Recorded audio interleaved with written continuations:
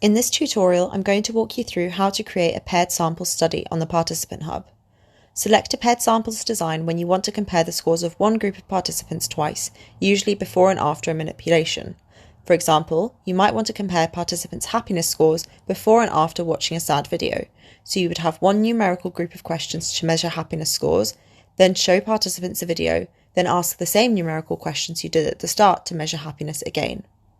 To get started, click on the Add New Study button. The first step is to give your study a title and enter the number of participants you need. This number represents a maximum. When this number is reached, no further participants will be able to join your study. You might wish to use a power analysis tool to help determine how many participants you need for your study. Next, click Update. The next step is deciding on how you're going to get participants for your study. Depending on the type of account you have, there are a few different options that you'll have on this page. Watch our Getting Started tutorial for more information about the different options on this page. For this example, we'll choose a free study.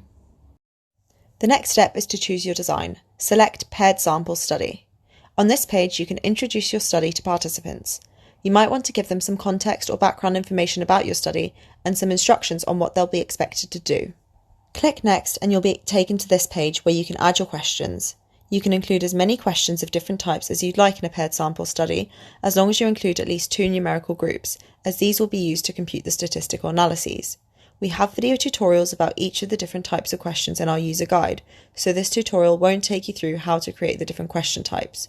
One thing to note with this type of study, however, is that you'll probably want to include your manipulation in the introduction section of your second group of numerical questions. Once you've created your questions, the next step is to create your consent and debrief forms. The consent form is shown to participants before they join the study. It should have information about what participants will be required to do and the type of research you're doing, so that participants can make an informed choice about whether or not they'd like to join the study. You can use our template if you'd like to, just make sure you enter all the relevant details for your study. Participants will be shown accept and decline buttons at the end of the consent form. If they click accept, they'll be taken to the start of the questionnaire. If they click decline, they will not be able to take part in your study. You can edit what these buttons say by changing the text. Just remember that you can't change the order that the buttons appear in.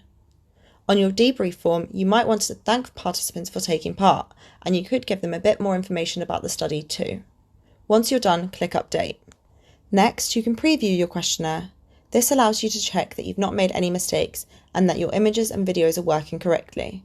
If you would like to make changes to any section of your questionnaire, click on the pencil icon next to the relevant section. Make your changes, click Update, and you'll be taken back to this screen. To go back to the preview, just click Preview again. Clicking on the mobile icon will allow you to view the preview of your study in a mobile view. Once you're happy with everything, click Return to Studies. Next, click Summary and Publish. Depending on the type of study that you've chosen, this page will look different. We explain how each of the different Summary and Publish pages work in our Getting Started tutorial. When you're happy with everything on this page, tick the box and click Proceed and Send to publish your study. I hope you found this video helpful. For more help and guidance, check out the other videos in our user guide.